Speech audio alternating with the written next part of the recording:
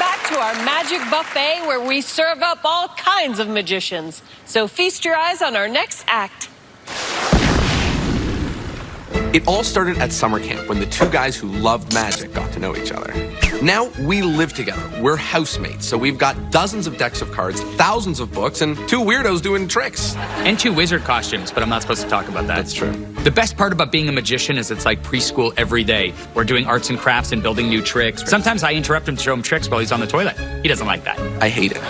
We started the Toronto Magic Company to produce shows all around the city. We work with hundreds of magicians. We perform for thousands. We want Toronto to give Las Vegas a run for its money as the most magical city in the world. During the pandemic, we needed to find a way to keep ourselves busy, so we took up Pilates. No, we took tricks from old magic books and we made them our own and we posted them on YouTube. That's actually where this trick came from. So Penn and Teller, I hope you don't watch our YouTube channel.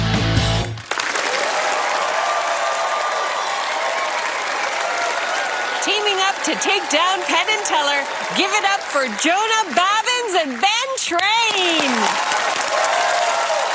Jonah and I are not just magicians and best friends. Acquaintances. We're also huge fans of the show.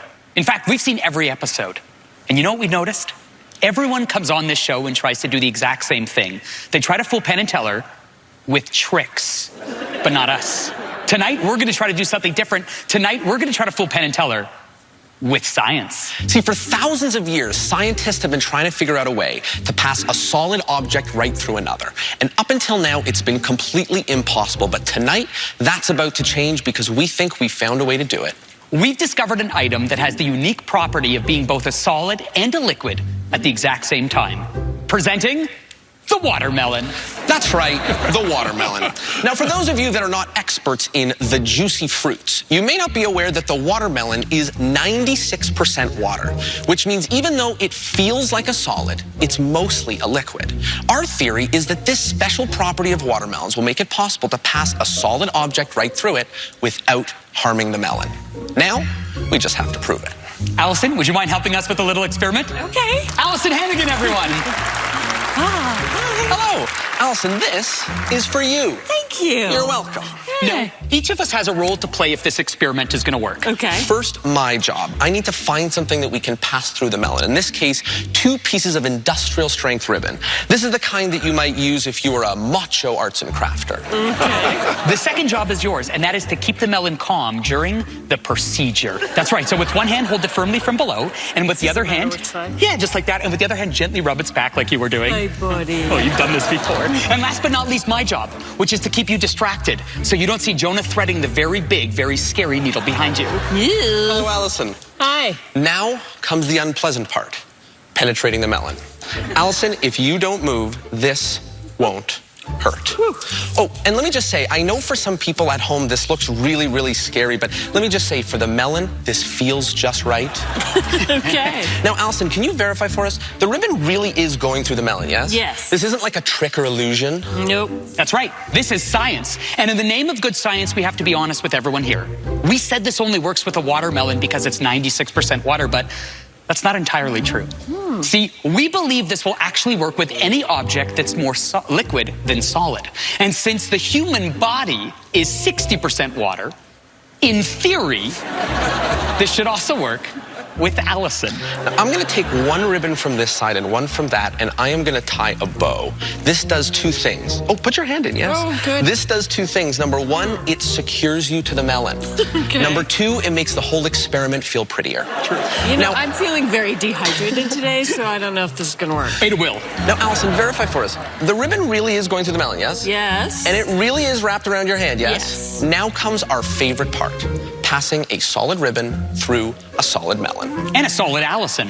On the count of 3, Jonah and I are going to pull.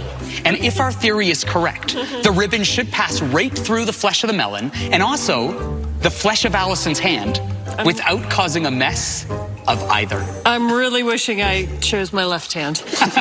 Ben, are you ready? Oh, I am. Allison, are you ready? As ready as I'll ever be. Here we go. 3, 2, 1, pull!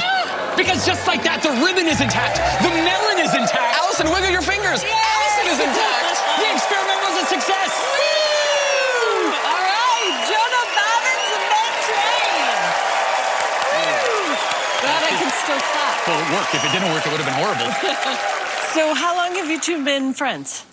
We've been friends for 15, 16 years, is that right? It's funny, we used to actually be solo performers, but in the last 2 years, we started performing virtually, and we became a duo act because of the pandemic. And one of the cool things that happened during the last few years is our energy and our excitement to perform on stage has only grown and increased. So now we're ready to just go out there and show it to everybody. Nice. We even, during the pandemic, we even invented magic to keep ourselves busy, and that's where this came from.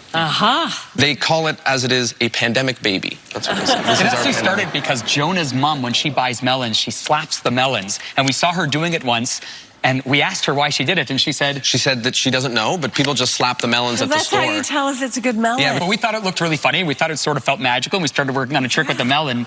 Who would have thought it would take us all the way here? All right. Let's see if your trick with the watermelon can produce a trophy. Oh, my goodness. Jonah and Ben, first thing I said to Teller when you finished was, why didn't we think of that? we got all the stuff going for us. We're two people. We can afford a watermelon. And boy, that's a great trick. We were very interested at first when you said you were going to pass a watermelon. We thought this is a whole different thing and very, very scientific. But it's a great trick and really funny and really simple and really wonderful. First of all, I just want to get off the subject for a second. The necklace you're wearing, did you get that? Is that part of the shows, or is that your mother's necklace? It's for the show. Okay. But getting back to this, I'm sorry I was distracted by that. But getting back to this, Teller and I were looking into this basic principle, and we spent, for this season, for one of our closers, we worked several sessions on this, trying to solve the problems that you solved like that with your watermelon. So we are really, really impressed because it's as though, we actually went down that road and failed. And you went down that road and completely succeeded. But because we worked on it, we don't think you fooled us. And I might have snuck something in there that gave you a little bit of a hint. What do you think? Do they know how you did your trick? They know how we did it. I think they know how we did it, but it was such an honor to be part of the show. Well, thank you so much. Jonah Babins and Ben Trey. See Penn and Teller perform later tonight. See them take on another magician right after this.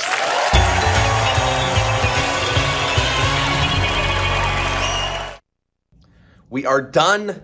We are saying goodbye to this beautiful view and Las Vegas. And with it, we have a weird celebration, which we said that we were going to do, which is, bam, eating a little bit of our stage melon. I am allergic to watermelons. But it's worth it. But it's worth it. Cheers. Cheers. Good job, melon. Gross.